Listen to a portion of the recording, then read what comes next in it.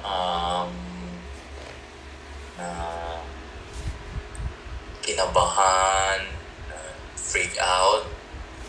Of course, pag from jump, pagbagsak, yung parang yung feeling ko parang natapilok lang, pero upon seeing my uncle, parang instead of ganyan, di ba? So, parang ganyan siya, parang pumaliko, gano'n. Medyo freak out talaga. Of course, maybe may plan si Lord. I don't know yet kung ano yun. It's just that parang bangungot na ano yan eh, ng time na yun. Kasi yung ang una kong naisip, of course, yung family ko, yung career, it's gonna happen. Yun yung mga ano ko, and then yung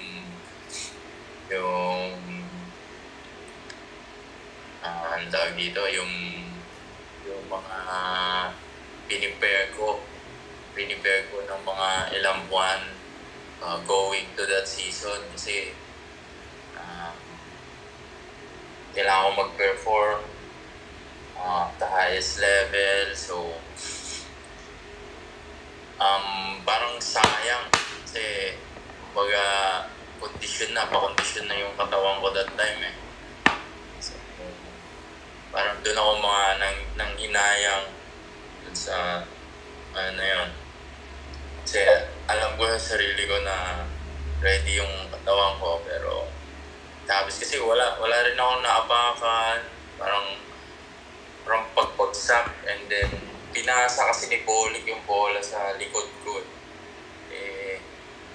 Siyempre yung inisip ko mag second jump para i-intimidate yung pinasahan niya lang. Kasi nakita ko kasi parang may iwan na yung kasama ko drive-an niya that time. So, yung second jump ko, parang hindi, sobrang kumapit yung shoes. That's why pakabila siya. Kasi pag gano'n, paikot. So, yun yung